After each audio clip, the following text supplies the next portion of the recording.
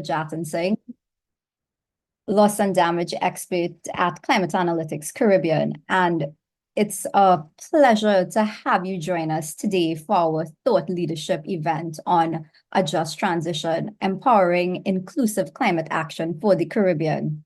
Now, the aim of this session is to advance thought leadership on this critical issue of just transition and empower you with information to help our islands move ahead of the curve towards a greener economy that will benefit all citizens. Now, before we dive into what promises to be a very thought-provoking and enlightening session, I'd like to share some brief information into Climate Analytics Caribbean.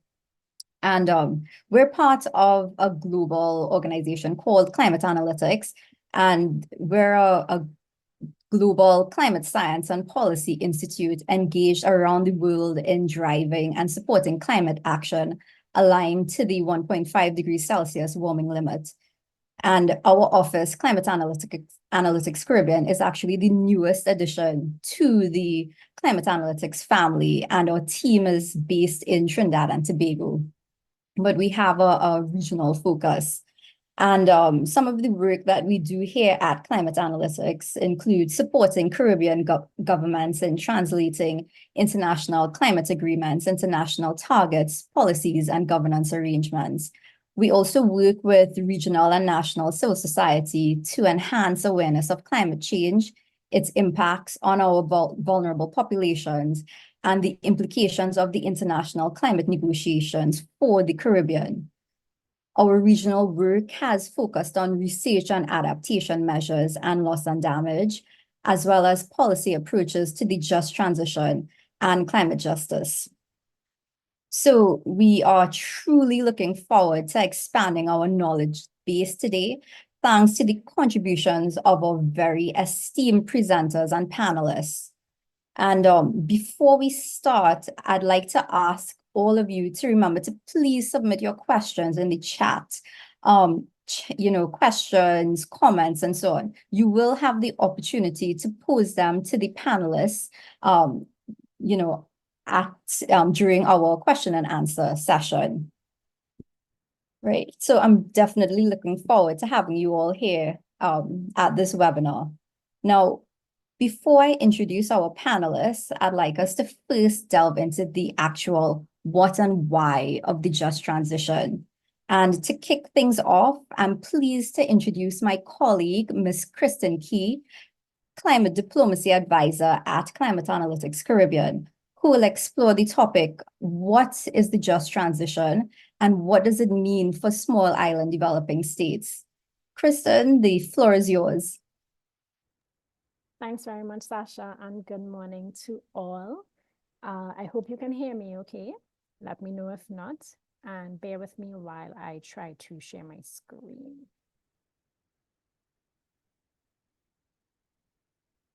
Okay. Sasha, if you could kindly confirm that you're able to see the slides. A thumbs up is fine. Yes, I can. Thanks so much. Okay, great. So good morning, everyone. As Sasha mentioned, my name is Kristin Kui, and I'm a Climate Diplomacy Advisor with Climate Analytics. And it's a pleasure to be here with you all this morning. So my job is really to sort of set the scene, set the context for the great discussion that the panelists will have after my presentation. So I'm going to try my best to keep the presentation short, as I really want to give a lot of time for the rich discussion among the panelists and for question and answer. But what my presentation will go through this morning is what is a just transition, a little bit of the history and background on the just transition concept.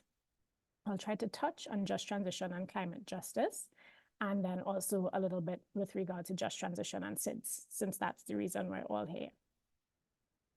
So before I delve into the substance of my presentation, I wanted to thank everybody who provided the responses to the prompt in registration. When you registered for the webinar, we asked you, what does a just transition in the Caribbean look like to you? And we got some really wonderful responses. And so what I'm trying to do here with the next two slides is sort of summarize the responses that we got. And hopefully at the end of the, after the panelists, we'll be able to have a bit more discussion on the responses.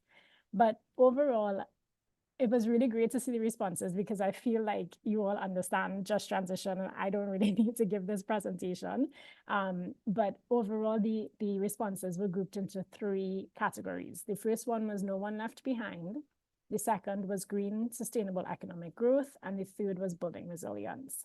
And so what we can see, what really stood out to me from the responses is that just transition really requires a holistic, whole of society approach.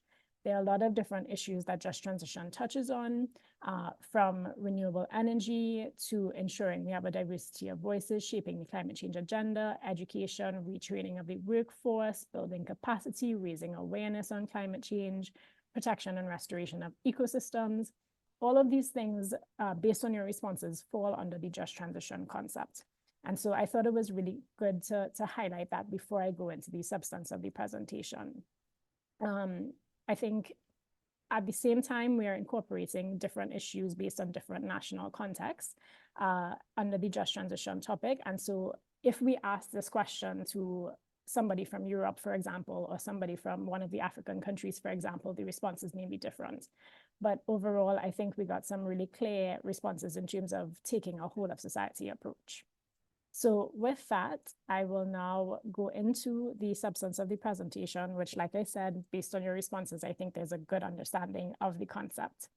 But for the sake of being thorough, I wanted to provide some explanation on what is just transition. So at a high level, just transition generally refers to ensuring that climate action and climate policies are implemented with minimal to no negative socioeconomic impacts on communities and livelihoods. I think it's really important to note that defining just transition is difficult, as it's very context specific and means different things to different actors. However, there is a general understanding that the concept is concerned with justice themes and leaving no one behind, as it relates to the transition away from fossil fuels and towards zero carbon economies. In terms of the history and evolution of the concept, this slide is really meant to provide some chronological order in terms of how the context evolved. So in the 1990s, North American trade union movement started a movement to address job losses in the fossil fuel industry due to environmental and climate policies. It is very likely that this concept stems even before the 1990s, but for the purpose of this discussion, we'll start here because I think that aligns with the start of the international climate change negotiations. And you'll see on this slide that in terms of the history and evolution of the concept, I try to put it in the context of the international climate change negotiations. So in the 1990s, the North American trade unions were really wanting to ensure that job losses in the fossil fuel industry were addressed when implementing climate policies. Fast forward to the 2000s, 2010 to 2015, what we saw is a lot of lobbying by these international labor and trade union organizations to ensure that there was inclusion of just transition in the international climate change discussions, particularly under the United Nations Framework Convention on Climate Change. These lobbyists were very successful, and which is a great thing. So at COP16 in Cancun, if we look at the outcome from that COP, we can see that there's a very clear mention of just transition in that outcome. And that language sort of was very specific, and it states that it realizes that climate action requires a paradigm shift towards a low carbon society, and such a shift needs to ensure a just transition of the workforce that creates decent and quality jobs. So clearly, when this arose under the UNFCCC, there was a specific focus on jobs, labor, ensuring decent jobs, quality jobs. Fast forward to 2015, which is where we had the landmark Paris Agreement. That language was maintained in the preamble of the Paris Agreement. It specifically speaks to taking into account the imperatives of a just transition of the workforce and creation of decent and quality jobs again. So up until 2015, the focus of just transition remained around the workforce and ensuring quality jobs for those who may be affected by the implementation of climate change policies, particularly those in the fossil fuel industry. But between 2015 and today, we've seen an evolution of the just transition concept. It's much broader in terms of all of the things that could be addressed under the concept, and includes issues such as global inequities, adaptation, resilience, taking a holistic whole of society approach to decarbonization. And I think it gets very interesting there because we are trying to address a whole host of issues under one concept. I think it's very important for us to mention two specific intergovernmental declarations.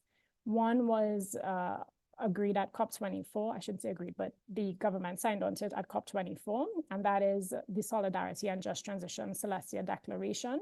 For those who follow Just Transition, you will know about this declaration, and it was led by the government of Poland. And in that declaration, that's where we start to see introduction of these new topics beyond just the workforce. Also at COP26, which was in Glasgow in 2021, there was another Just Transition Declaration entitled Supporting the Conditions for Just Transition Internationally, and a number of governments have signed on to that declaration. So overall, what we're seeing with the evolution of the concept is that more and more social justice issues are coming up under the Just Transition concept, and it's going beyond just the economic job loss issue. Okay, and then the next few slides are going to provide a little bit more concrete evidence of the evolution of the concept and the broadening of the concept. So, for example, at COP26, if you go through the decision language from COP26, you'll see, again, mention of just transition. You'll see the mention of just transition in terms of the workforce, but also promotion of sustainable development and eradication of poverty, creation of decent work and quality jobs, making financial flows consistent with pathways, etc. So here's where you start to see the evolution of the concept beyond just the job arena. Again, at COP27, what happened at COP27 was really important. We had the establishment of a Just Transition Work Program, which Colin will touch on. I shouldn't say touch on, he'll talk about it in detail. And you can see, again, broadening of the concept. So there's mention of meaningful and effective social dialogue and participation, sustainable economic development, poverty eradication. It goes beyond just the workforce and touches on other sectors, so energy, socioeconomic, workforce, other dimensions, social solidarity, and protection. So as you can see, as the discussion evolved under the UNFCCC, the concept itself has broadened, and we are now faced with figuring out how to address all of these things as we transition away from fossil fuels. And I think it's important to say that this is a natural evolution.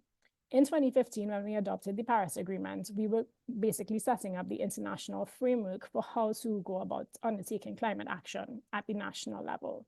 But once we move towards implementation, governments, NGOs, anybody in the climate space is recognizing that you can't just make such a paradigm shift without ensuring that you have no negative impacts. There will be fallout from implementation of climate action, and we have to make sure that we manage the transition accordingly so that we don't end up in a worse situation as we move away from fossil fuels. Again, this is from COP28. COP28 is where we sort of fleshed out the Just Transition Work Program a bit more. And as you can see, interestingly, here we have specific mention of approaches to enhancing adaptation and climate resilience. And as well, we have a mention of international cooperation. So again, broadening of the concept and addressing a lot of issues under this one concept. So based on all of the things that I just presented in terms of the evolution of the concept and the history of the concept, I wanted to pull out a few core aspects of a just transition to sort of sum up those last few slides. So the international labor movement, for them, it's focused on green jobs, decent jobs, poverty eradication, and resilient communities. But we also saw mention of social dialogue and social protection. We saw mention of policy harmonization and coherence, ensuring that there's a systemic whole of society approach. We can't forget gender considerations and inclusion of gender considerations in just transition policies. We want to ensure that we're promoting equity, and that I think it's always important to note that there will be a no one-size-fits-all approach to just transition. If you ask what just transition looks like for the Caribbean, and you compare that to what it looks like in an industrialized country, for example, like China, it would be completely different. But these are some of the core aspects that you will see that would be cross-cutting regardless of the context that you are in. As I mentioned in the beginning, I wanted to touch on just transition and climate justice. So I think this is an underexplored area that needs to be looked into a bit further. We are seeing a lot of mention of the justice issues, justice concerns under the just transition concept and in the just transition scholarship, such as procedural justice, which refers to how affected parties are meaningfully consulted, distributive justice, which talks about sharing of costs and benefits of a transition fairly, recognitional justice, recognizing that not all members of society are equally valued in the current system, and distributive justice, restorative justice, which is addressing past harms. So all of these issues are coming up under just transition, but traditionally these issues were considered climate justice issues. And it's also important to note that SIDS in international climate discussions have always been champions of addressing climate justice. A lot of the issues that we have, really championed under the UNFCCC has been focused around climate justice because we are the ones that are most vulnerable. So I think we need to understand how just transition and climate justice relates, especially from a SIDS context.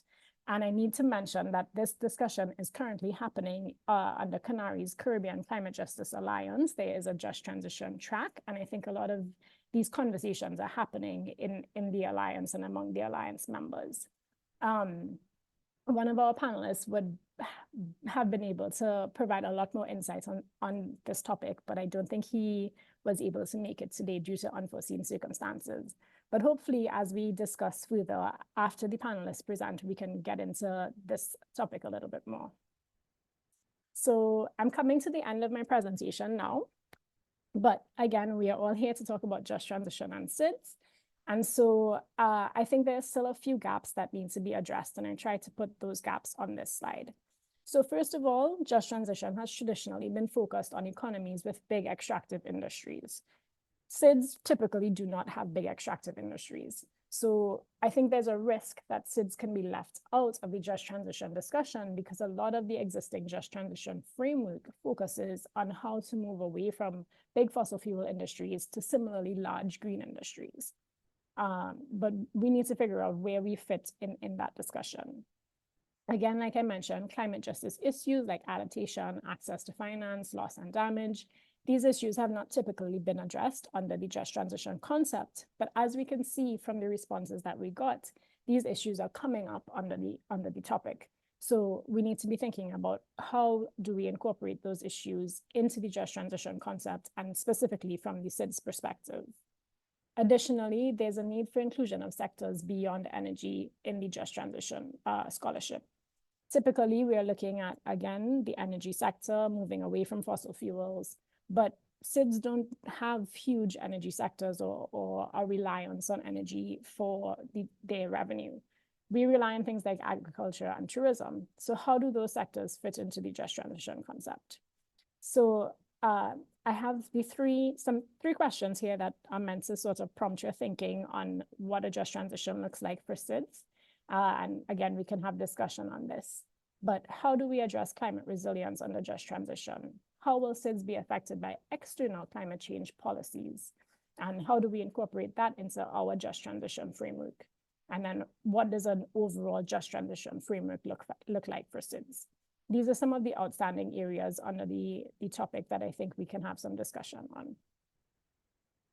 And then my final slide, this slide is really meant to highlight the imperative need for a just transition policy in any country, but especially in SIDS. And this is just one example. It's a big picture example rather than a national example, so bear with me. But other countries are working hard to put climate policies in place and undertake climate action. For example, the EU, the European Union, has adopted a resolution that establishes something called the Carbon Border Adjustment Mechanism, or CBAM. And what the CBAM is that it's a type of tax applied to goods coming into the EU based on the carbon emissions associated with production of that good. If we take the case of Trinidad and Tobago, for example, we produce certain goods that are exported to the EU. We're a big player in the market, for example, like fertilizer and urea. Those are very carbon intensive products. They require a lot of fossil fuels, a lot of gas to produce those products. if we aren't able to reduce the emissions associated with those products will become less competitive in the EU market. And like I said, we rely on that for our national revenue, for our GDP. We need to be thinking about how we can put policies in place to adjust to in external climate policies in a manner that is just and ensures that no one is left behind. The EU CBAM is also not the only game in town. The US also adopted their Inflation Reduction Act, the IRA. And again, that's another example of broad-ranging climate change and just transition legislation because of the emphasis on creation of green jobs. What this shows is that the Caribbean cannot be left behind, and we need to catch up to ensure that the region can protect all of its citizens and also ensure sustainable development. All of this needs to be done in line with what we have already agreed to at the international level under the Paris Agreement. So the point of the slide is to show that if we don't think about just transition policies for us, we will be forced to because other countries are already thinking about it. And if we don't do it, we will be left behind and our citizens will be negatively impacted. So with that, I am sure I went over the time that was allotted to me, but I will pass it back to our wonderful moderator, Sasha. And yeah, so thank you very much for listening and thank you for your time. Sasha, back to you. Thanks so much, Kristin, for sharing this really comprehensive, I would say, background on just transition, and especially what are the implications for small island states like here in the Caribbean. And really and truly, I really appreciate those questions that you pose to us. How does just transition address climate resilience? How will SIDS be affected by external climate change policies like the CBAM being developed and rolled out in Europe? And then also, what would a just transition framework look like for SIDS? So I think with that in mind, definitely keep those questions, at the back of your mind as we continue on into the next part of our webinar, which is our panel discussion. But before we do, if those of you who haven't as yet, please put your names in the chat, what country you're from and which organization you belong to. This is important for us to know who's here in the chat, in the webinar, and how we could continue to engage you all on this really important topic. As always, please, if you have any questions or comments, continue to put them in the chat. Questions will be addressed at the question and answer session at the end of the panel discussion. So moving along, we're in a good place to continue with our panel discussion. And as Kristin mentioned, one of our panelists, Professor Raphael Heffron, isn't able to attend today. He had an issue with a flight delay, so he wasn't able to join the panel. However, we do have highly competent and engaging panelists for our discussion on just transition in Caribbean SIDS. And I'd like to first start with welcoming Ms. Ezra Christopher as our first panelist. And Ezra is the Senior Monitoring and Evaluation Officer, where she leads the Monitoring, Evaluation, and Learning Program at the Department of Environment in Antigua and Barbuda. She also serves as the DOE's secondary focal point for the nationally determined contributions and led the update of Antigua and Barbuda's 2021 submissions of its NDCs. And also, Ezra is a former colleague of mine, so it's a real pleasure to introduce her here today on this Just Transition webinar. And Ezra will provide a view from the regional perspective. So Ezra, your question today is, Antigua and Barbuda is currently embarking on a landmark initiative with the support of climate analytics to develop a comprehensive financing strategy and action plan for its updated nationally determined contribution. How will this action plan and strategy accelerate a socially inclusive and just energy transition for Antigua and Barbuda? Thank you so much, Sasha, for that question. I would say that for Antigua and Barbuda, based on its experience, the government recognizes that the adverse effects of climate change are a long horizon event that require long-term solutions. So in that regard, we have set out to develop investment strategies and plans to help bridge financing gaps for adaptation and mitigation measures, which are outlined in our NDC implementation plan and also through our adaptation plans. We have been tremendously grateful to have worked with NDC Partnership and implementing partner climate analytics on this comprehensive investment planning process. What we have seen is that the investment planning support that we've received have allowed us to focus on developing an NDC financing strategy, which is aligned to our national adaptation plan, which we hope to complete very shortly. We have developed around 5 investment projects for critical sectors that focus on water, transport, energy, education, as well as the private sector. I would say also when we enacted the Environmental Protection and Management Act in 2019, and when we ratified the ESCAZU Agreement on Access to Information, Public Participation, and Justice in Environmental Matters, these 2 instruments allowed us to create the legal mandate for the government to actively engage with the private sector and civil society, particularly when developing and implementing climate actions and involving the private sector in environmental decision making. So when we reached out to NDC Partnership and Climate Analytics, we recognized that we needed to increase engagement with our private sector as well as civil society. And this was needed for advancing NDC implementation, framing the country's approach to attracting private investment, driving innovation for climate action, and achieving our climate goals. So as a result, our private sector engagement strategy focuses on ways and means of fostering effective private sector involvement in climate action. The 3 strategies which I highlighted will serve as crucial vehicles for us to create an enabling environment for climate action and investment. The process of developing these strategies were quite inclusive, and we plan on using them to guide our actions, and we are confident that the country can expand its efforts to access, absorb, and deliver climate finance. But we do recognize also that we can't achieve such results without involving broader and targeted population of key stakeholders to accelerate a socially inclusive energy and just transition. So without this level of participation, there may be massive challenges in scaling up actions. That is why we have integrated our National Environmental Fund, and through that fund, we distribute through that fund, we concentrate on investments across a wide range of adaptation, mitigation, and environmental engagement projects.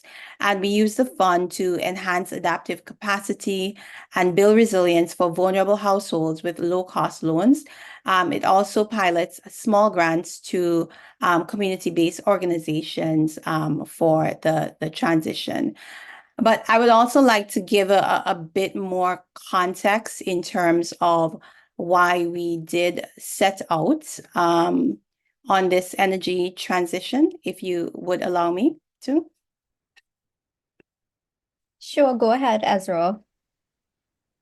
Okay, I will share my screen. Can you see my screen? Yes, I can. Okay. So one of the things that we have noticed is that for Antigua and Barbuda faces quite a bit of risk and vulnerability to climate trends. So as a result, we were very highly motivated to transition, and we are working to ensure that this transition reflect our special circumstances and needs as a small island developing state. So like other SIDS, there are endemic capacity constraints that pose challenges in terms of accessing, delivering, and absorbing climate finance. and this makes it difficult to advance our just transition policies. We Oh, have found, sorry, Ezra, you're in, like we're seeing your notes and so on. You're not in presenter mode. okay. Apologies for that. Okay, can you see my screen better now? It's still with the notes. Okay. So give me 1 second.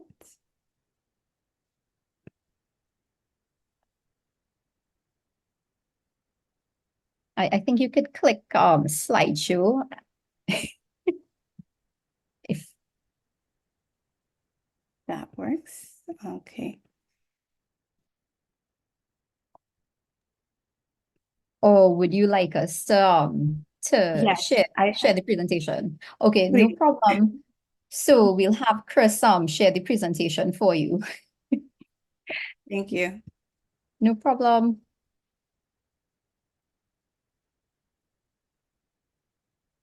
So Chris is getting the presentation up and running.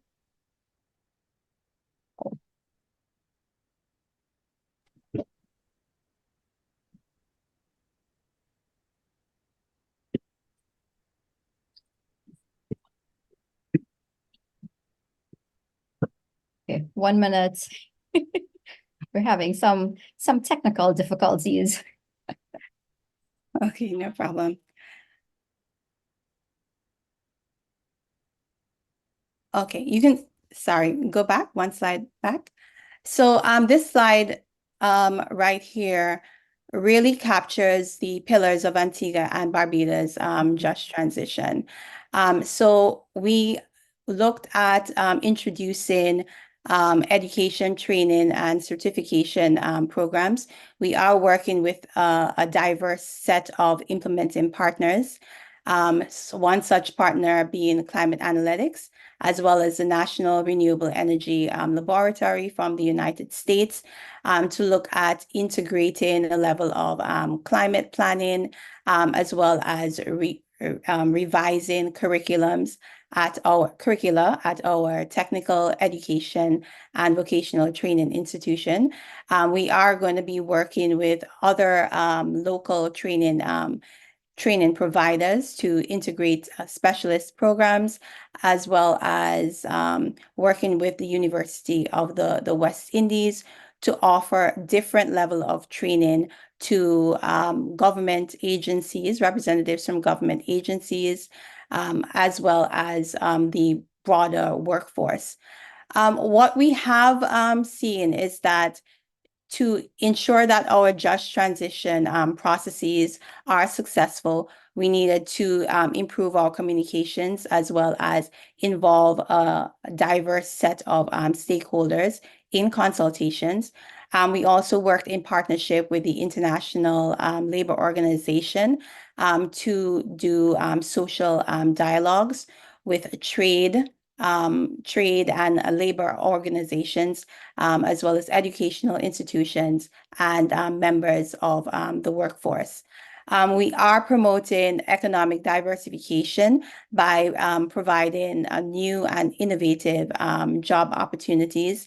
And we are looking to have more women involved in key sectors that traditionally we see are dominated by men. And we hope to use the partnerships with our training institutions to provide such opportunities to this stakeholder group. Next slide for me. Okay, this really captures the profile of our labor force. What we have seen is that the labor force is not as diverse enough, and we would need to transform the profile of our labor force to prepare for the transition. So enabling a just transition for workers and communities will be at the core of our policies and strategies. But we recognize that the transition, firstly, in the power and transport sectors, has a great potential for encouraging economic growth and creating decent jobs. but we will be embarking on doing other studies of within other priority sectors to see how we can do a whole of economy transition. Next slide for me, please. Now, as mentioned, the transition first will look at the electricity and the power sectors. So as some of you may know, Antigua is heavily dependent on the importation and the use of fossil fuels to serve the energy needs of our Twin Island state. So its dependency on imported petroleum-based fuels is a result of an absence of indigenous fossil fuel resources for energy supply. So this dependence on fossil fuel as an energy source leads to an increase in GHG emissions that contributes to climate change.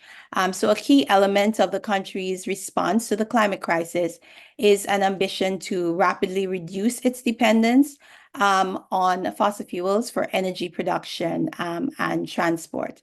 Next slide for me, please.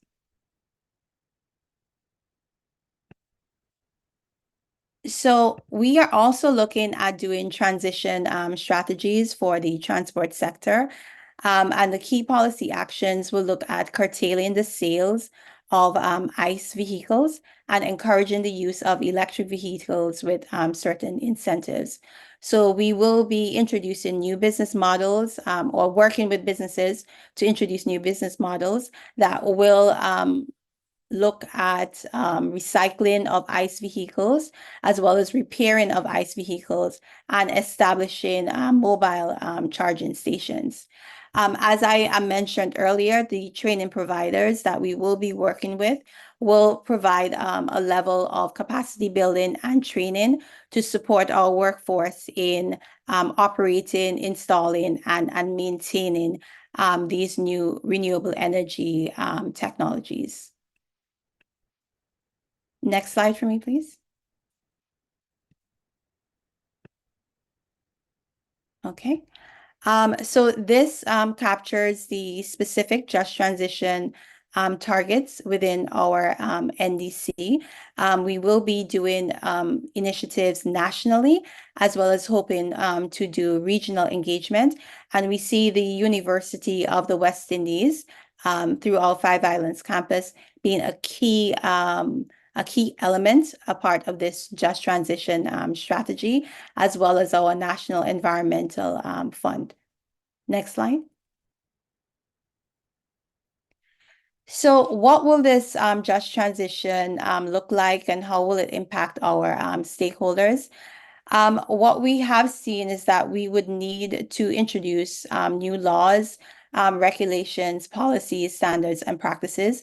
There are some existing laws and regulations in place that do serve, do cause us some barriers and challenges in advancing our NDC implementation. So we will have to do additional studies to identify and prioritize the laws and the policies that we regard as harmful to the transition.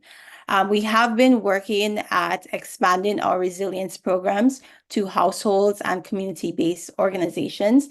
We do provide through our National Environmental Fund microfinancing opportunities for households.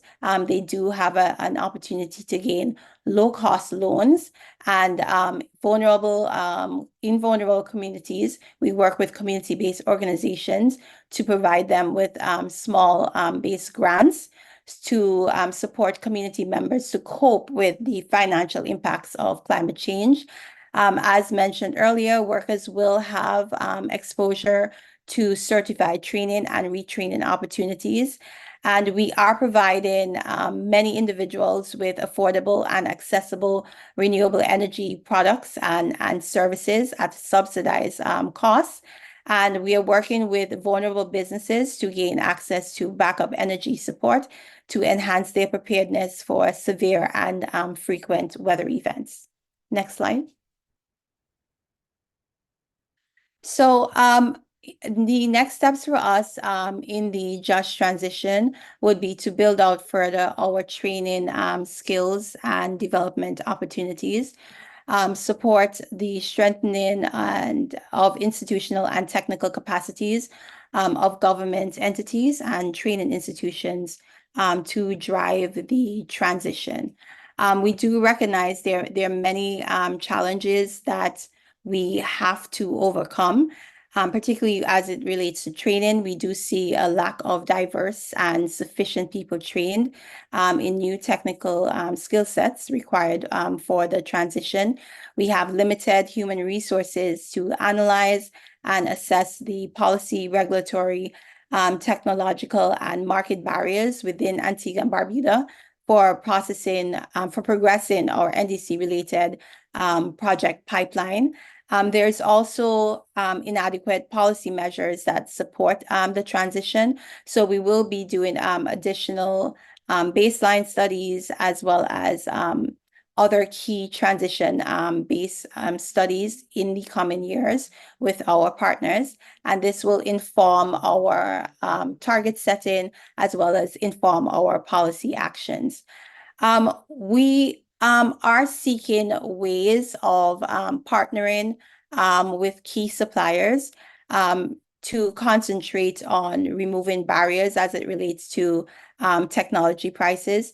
What we do see is that there's a lack of access to technologies at the prices and the quality that developed countries can access. So we hope in our next steps to look at really look at possibly bulk purchasing strategies to support us. As many of you know, we do face key environmental challenges such as a limited fiscal space, a high public debt, a small economy, which is largely service-based. And this has reduced our access to, we also have reduced access to concessional financing. So we have been entertaining the idea of introducing a debt swap. And we also are looking at developing over time our renewable energy sector and introducing and focusing more on backup energy. And these elements will form like key parts of our just transition framework, as well as working in tandem with the private sector to look at business startups and introducing new renewable energy projects. But we also do recognize that we cannot advance our just transition policies and strategies without promoting knowledge sharing and through either campaigns, through consultations, as well as social dialogues. And importantly, we do plan to overcome some of the barriers that we have faced in terms of data and information gathering, collecting, and analyzing. We hope to introduce new data repositories and management systems. And this will help us to integrate data and information into our national plans, our climate action plans, and in developing and implementing a robust project pipeline, as well as introducing new projects and programs. So we do know that there's quite a bit of work to be done, but we are also aware that we would have to do so in collaboration with our partners. And one of the key initiatives that we will be taking advantage of is using our readiness program with the Green Climate Fund, as well as other technical initiatives through NDC partnership and with other partners. Thank you so much for listening. Thanks so much, Ezra, for really sharing providing a comprehensive overview of the fantastic work that Antigua and Barbuda has been doing to enable a just transition, a just renewable energy transition for the country to achieve its updated NDCs. So I definitely look forward to more great work on leading on the just transition in the Caribbean. And definitely we all could learn from Antigua and Barbuda and the DOE as we start implementing and I guess deciding or envisioning what a just transition will look like for our countries. So thanks so much, Ezra. And now moving on, I'd like to invite Carla and Mendoza to the stage. And Colin is a climate policy advisor at Climate Analytics Caribbean. He is an attorney at law and legal consultant called to the bar in Trinidad and Tobago and Belize. Colin served as the legal counsel for the Belize Tourism Board and has held the post of magistrate with the judiciary of Belize.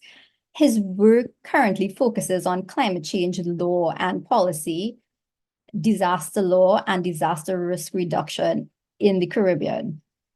And he also works on climate justice as well. So Colin will provide key insights from his experience at COP28, which happened last year, December. So Colin, the United Nations Framework Convention on Climate Change recently established a milestone just transition work program, as Kristin mentioned earlier. So what does this just transition work program entail, and what does it mean for small island developing states like the Caribbean?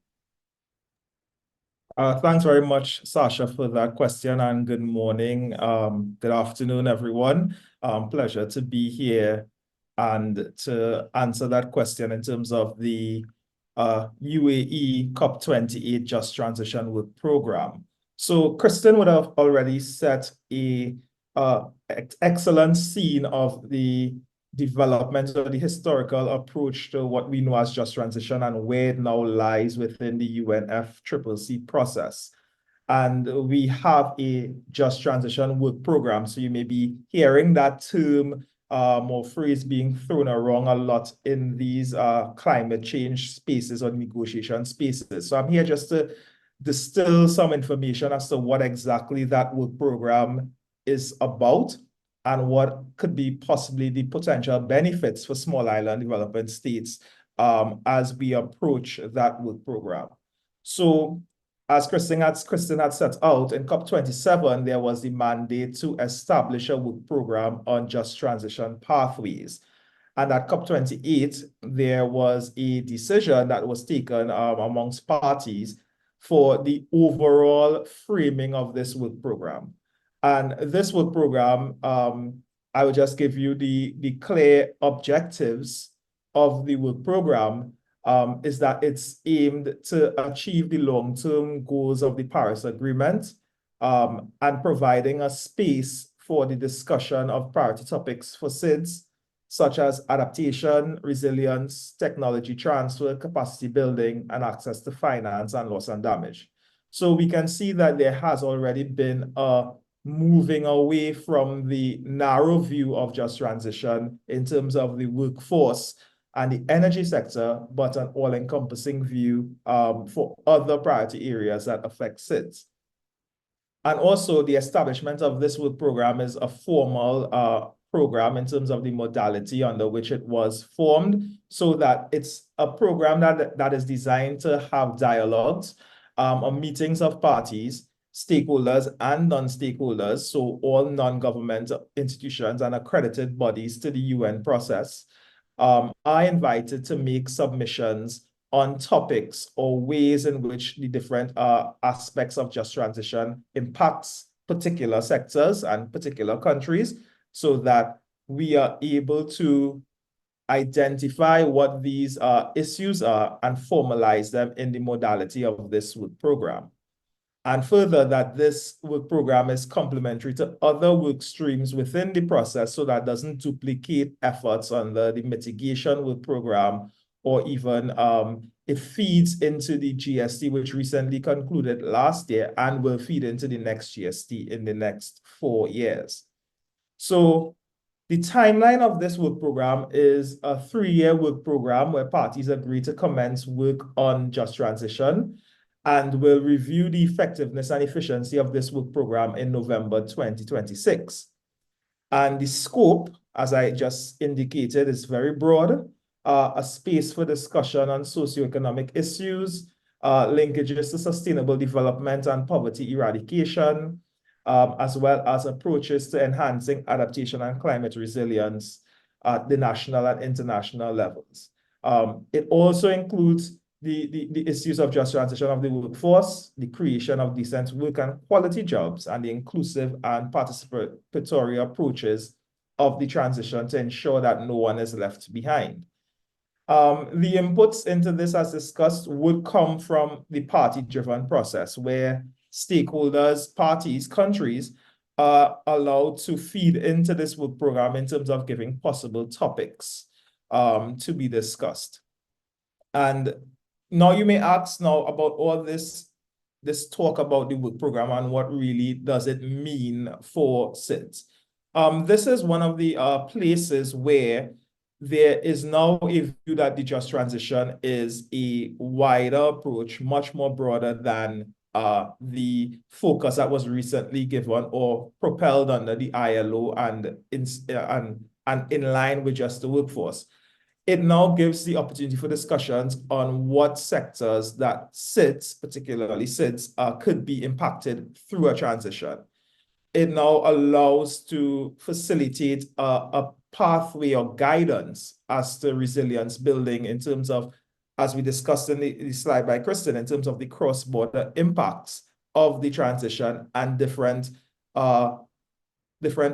programs or policies or laws that other countries may implement that will affect us. For example, the CBAM or the border mechanisms that will be instituted through the EU or through the IRA and the legislation in the US. So this work program is set to give that sort of guidance. And as Ezra just rightfully and beautifully summed up at the last slide, we have seen that Antigua has already started thinking about the impacts of the just transition and how will that flow into policy. And we've seen that they've taken steps through the ratification of Escazú to form that legal mandate to make decisions and policies that impacts the transition. So in a nutshell, and I know time is short, as seen is approaching 11, in a nutshell, this work program is there to provide that starting point or that guidance. In the UNFCCC process, the decisions or the outcomes that are taken are agreed by consensus and are highly persuasive on parties. And it is from those decisions and from those outcomes from work programs such as this, whereby parties can now go back and inform their NDCs, inform their policies, and inform their legislation. So what we hope to achieve out of this work program is a holistic approach that really ensures that no one is left behind and that SIDS priorities are really put at the forefront when we discuss this just transition. So I'll hand over to you, Sasha, and thanks for the opportunity to present. Thanks so much, Colin, for this really great overview on the new Just Transition Work Program under the UNFCCC and the importance of SIDS, our Caribbean SIDS, really leading on defining what our priorities and topics are for what a just transition should look like for small islands. And I think that's quite important. So moving right along, I'd like to, now close on a high note for the future. And I'd like to welcome Ms. Kristin Samwaru. She's the founder and managing director of the Breadfruit Collective, a gender and environmental justice organization based in Guyana.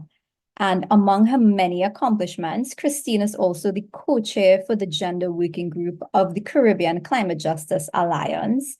And annually, she also coordinates the Caribbean Women for Climate Justice CW4CJ conference. And we look forward to hearing Kristin's essential youth outlook on this really important topic. So, Kristin, you've consistently championed the cause of women's rights while seeking climate justice. A just transition is critical to fostering a more inclusive future. Can you help paint a picture of what a justly transitioned world looks like, one that truly benefits every member of your generation, and what is needed to facilitate this? Thank you so much, Sasha, and thank you so much to the team for inviting me this morning. And as we're sitting here, I want us to reflect and think about Haiti. You know, Haiti's in our community, in the CARICOM community, and right now, when we think of our struggles, all our struggles are connected. So I asked this morning for you to think of Haiti and all of the genocides that are happening around the world. We can't think of the just transition without thinking about people and thinking about the people that are most marginalized. So I believe that we need to urgently repair our relationships between the environment and that of vulnerable groups like women and girls, because they tend to suffer the most from the climate crisis. And when we're thinking of the just transition, I'm thinking of one that is fair and rights-based. It is not a utopia that is far from reach. It is common sense solutions that already exist. In the Caribbean, we have the opportunity to show what the just transition can look like, a model of sorts. It acknowledges that work is already being done by grassroots movement actors in the region. In helping to paint this picture of what the just transition looks like, it means an acknowledgement of our brutal colonial history and an interrogation of how our current leaders and how they have adopted colonial ways of governing, continuing the divide by class and race. A decolonial lens of understanding the importance of our indigenous people is needed, and also looking back at our traditional ways, the ways that our ancestors living within their means. A just transition looks at the community instead of a few individuals who continue to benefit at the top. It calls for protection of all people, especially those that do not look like us, calls for intersectional and feminist policies that centers those who are most marginalized and those that are those whose lives are being implemented by policies. It calls for continuously evaluation of policies, because these policies are not just signed at the top, but they really have an effect on people who are the most marginalized and who are often at the bottom. It is inclusive of the LGBTQ communities. It embraces people when they speak out against the government. It implements the Escazú Agreement. And I want to say that activists are not enemies of the state. We are the forefront of fighting for the issues. And oftentimes the issues that we're fighting for, they're personal. And sometimes it is a case whereby we've been harmed and let down by the state. A just transition builds with nature, with an understanding of climate smart infrastructure. Any projects that are taken on to build a country are looked at how this would benefit 10 generations down the line. Not only about paved roads, but ensuring that public transportation, for example, are inclusive, it's safe, and it's reliable for everyone.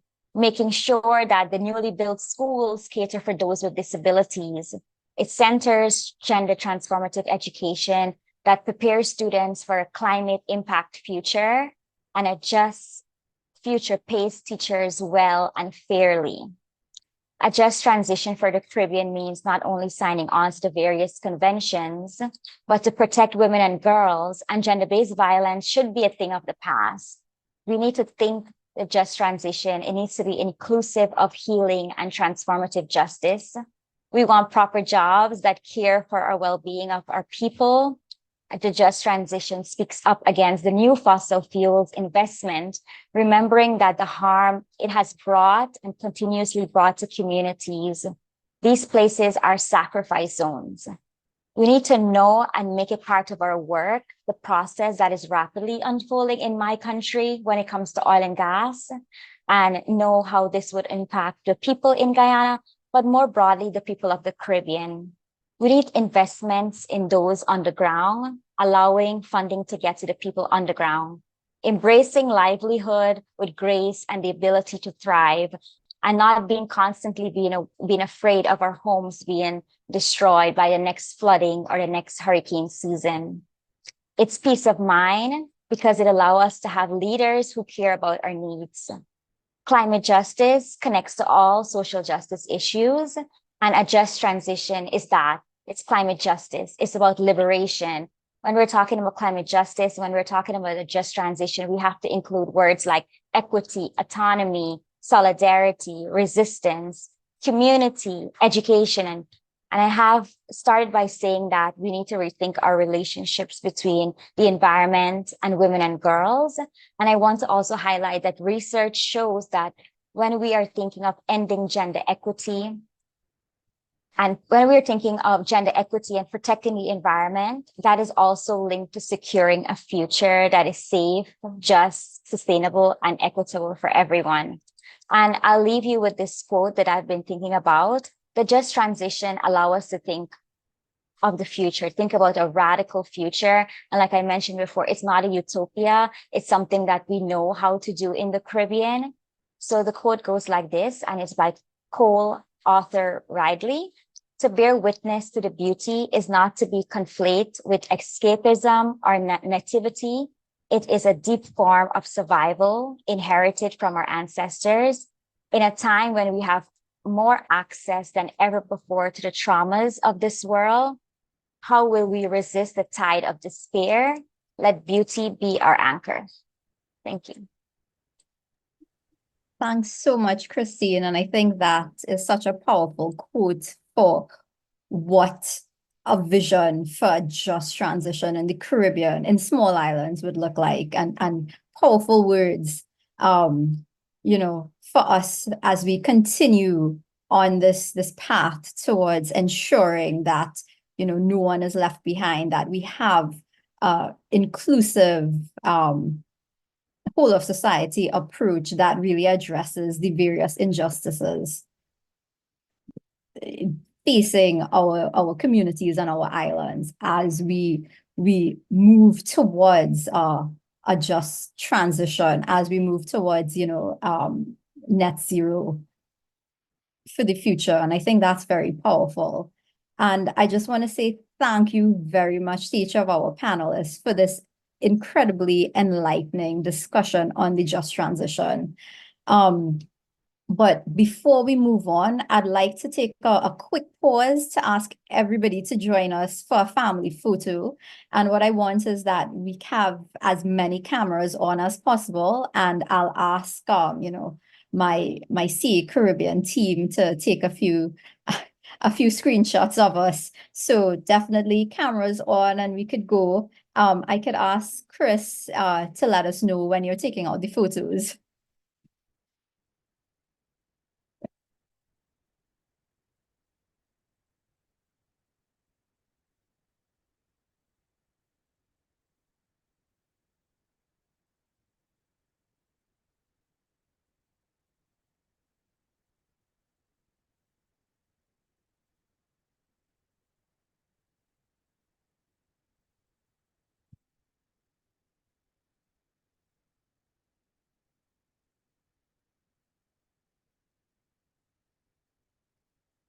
Okay, I'm not sure who was taking out the photos from the team, so if anybody could let me know, it would be fantastic.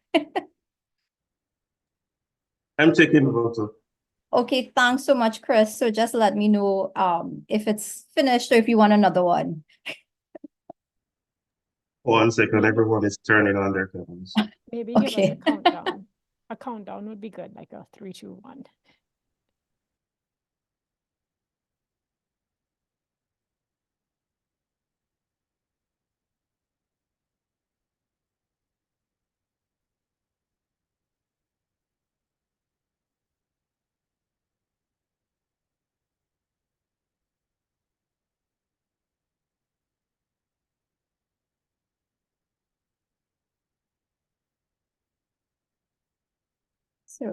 So I think that's it. No, not as Sorry, yet. 1 second, it's not quite a yet. lot. Almost Chris. there. Sorry. I'm really sorry, everyone. Please bear with us. Hi all, we're good with pictures. Thank you so much. So Sasha, thank you so you. much. You can move on. Yes, thanks so much for indulging me. So I think now that we're finished with the formal part of this webinar, we're on to the question and answer session.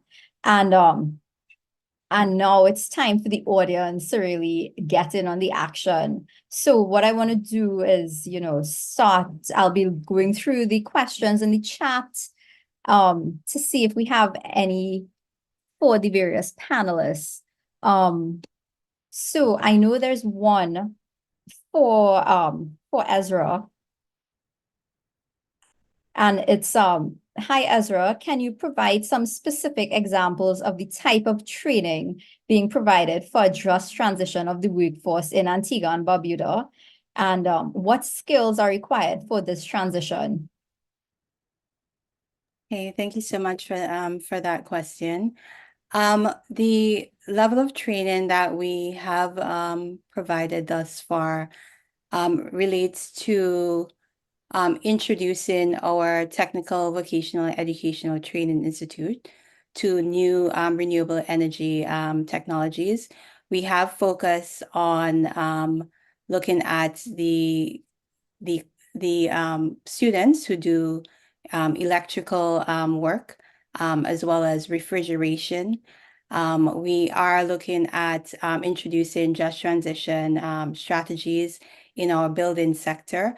So we have been incorporating some level of training in new building standards and practices. Particularly, we have been consulting with sector stakeholders in consultations and doing like a level of knowledge sharing and a lesson learned reviews so that they can learn from other peers in other countries who are incorporating new building standards and practices related to the transition.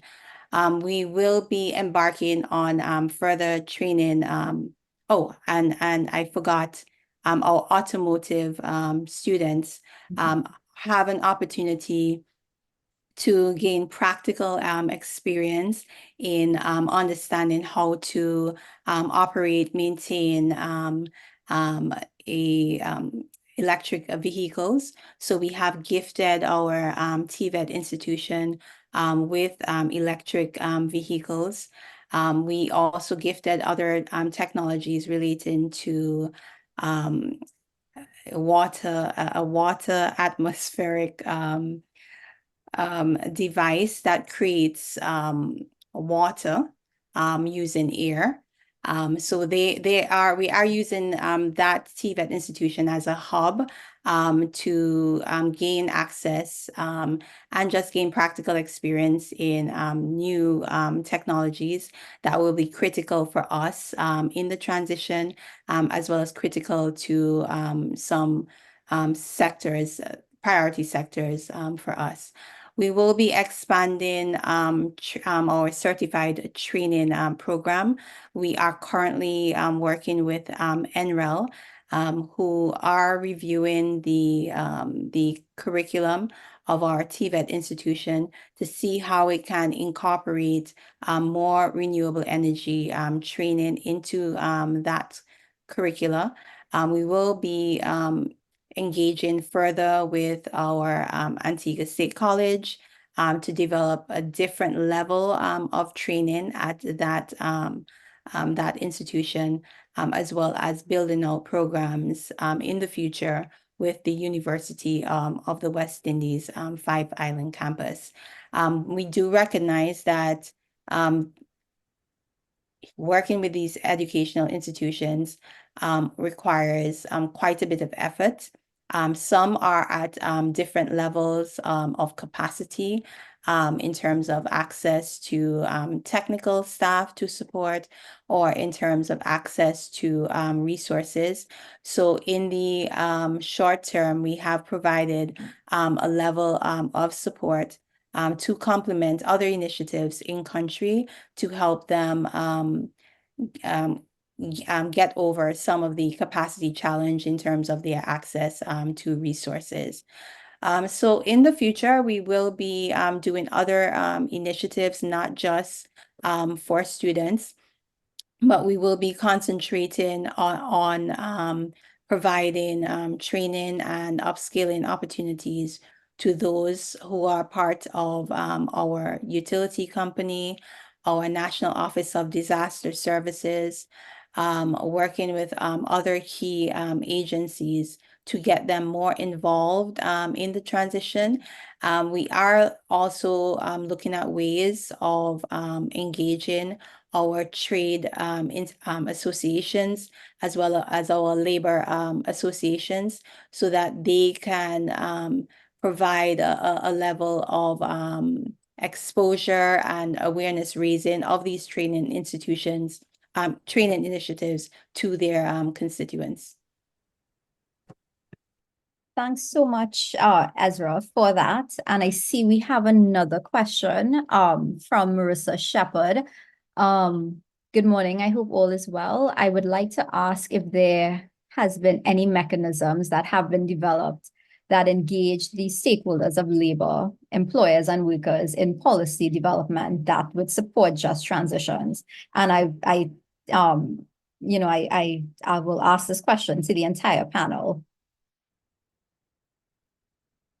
Can I start first, Sasha? Sure. Thank you so much for that question, Marissa. When we did set out to do our preliminary studies, we did recognize that we needed to beef up our approaches in terms of communication and coordination, particularly as it relates to targeting labor organizations and workers. That has been a constraint for us.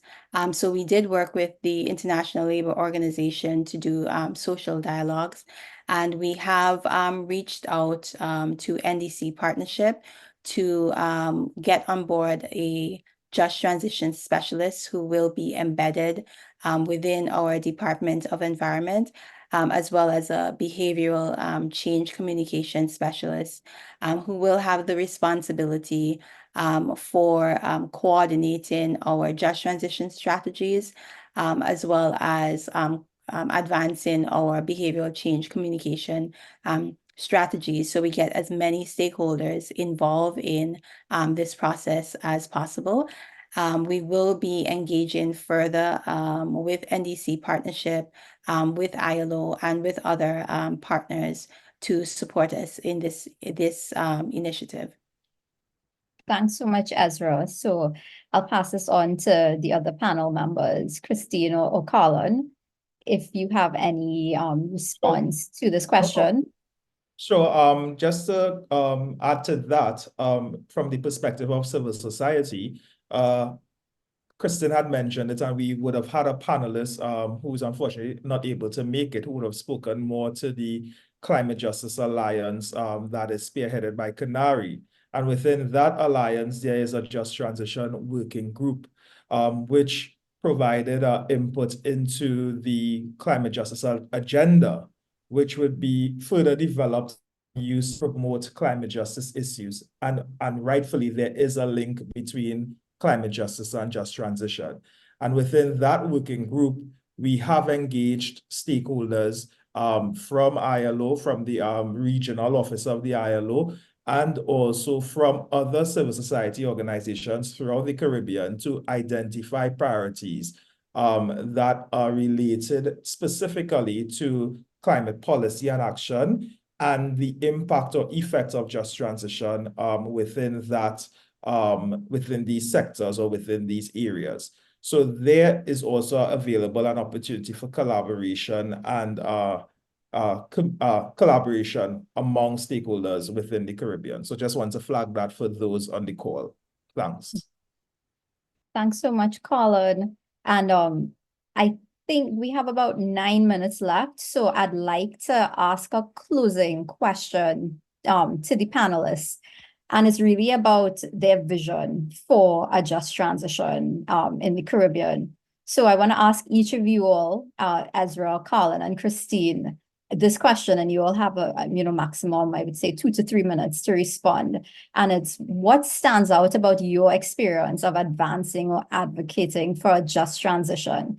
And on a personal note, what is your ultimate vision for a just transition in the Caribbean?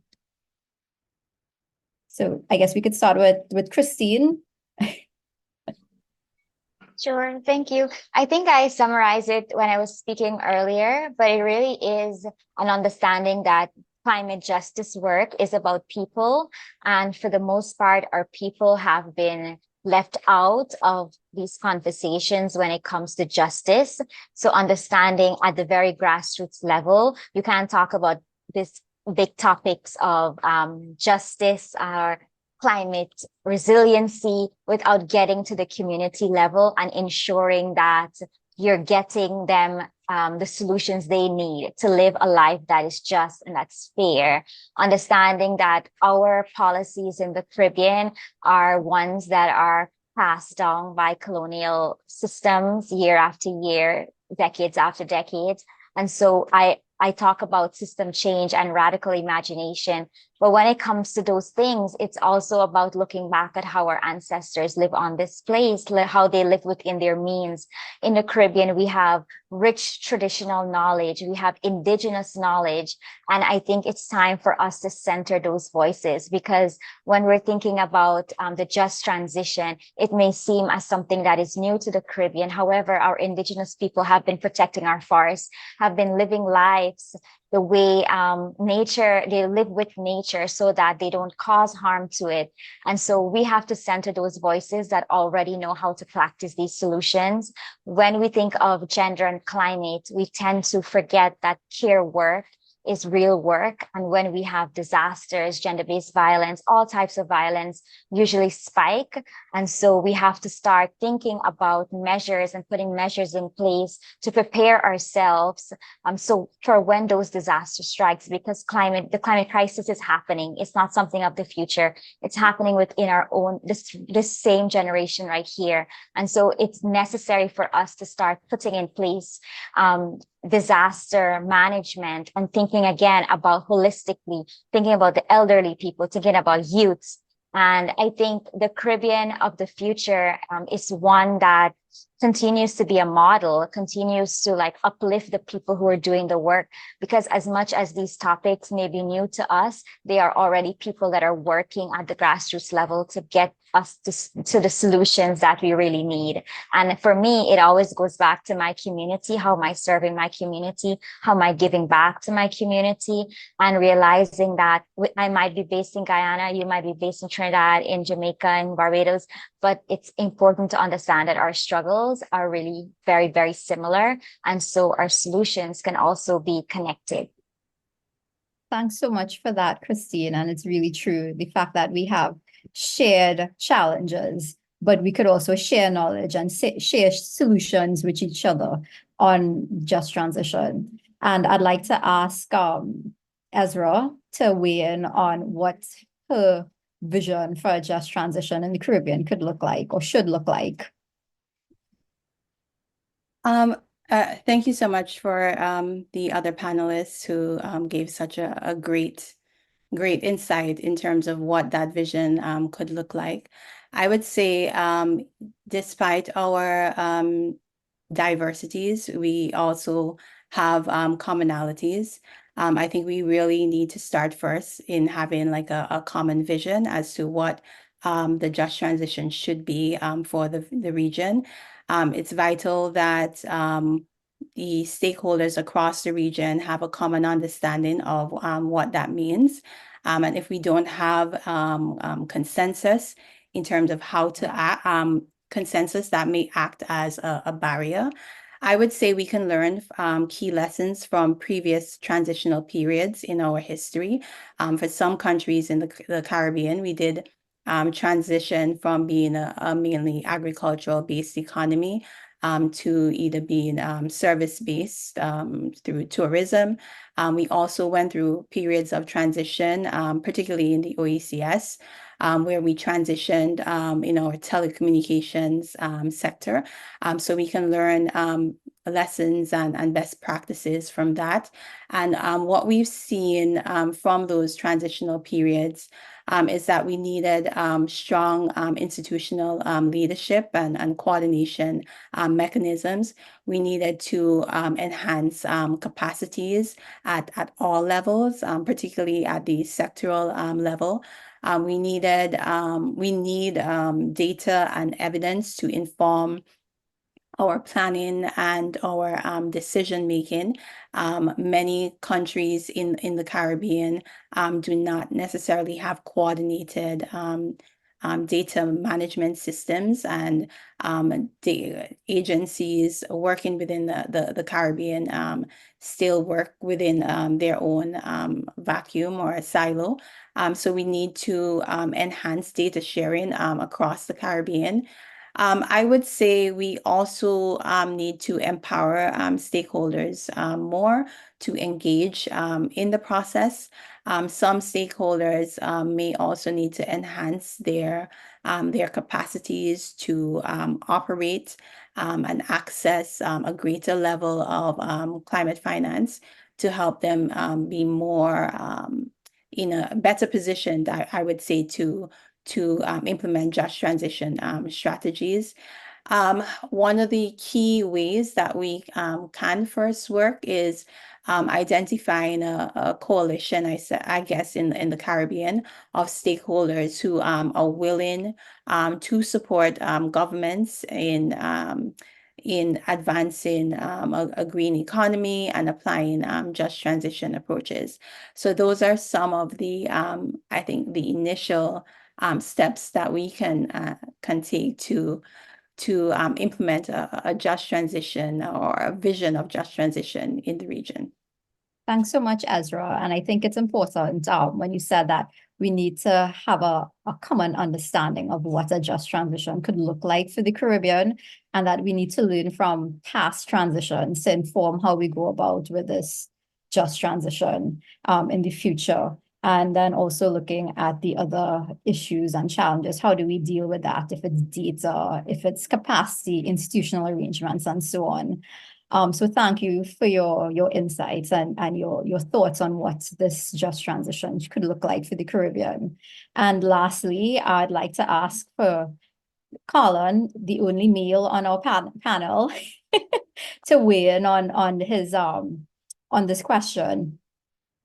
Thanks for that, Sasha. And we have 1 minute to finishing, so I won't hold up the conversation, but I would just simply add to what Kristin and Ezra indicated in terms of Kristin, when she spoke about the fact that we have been doing this as Caribbean countries or states for a number of years in terms of it's very indigenous to us in terms of how we adapt.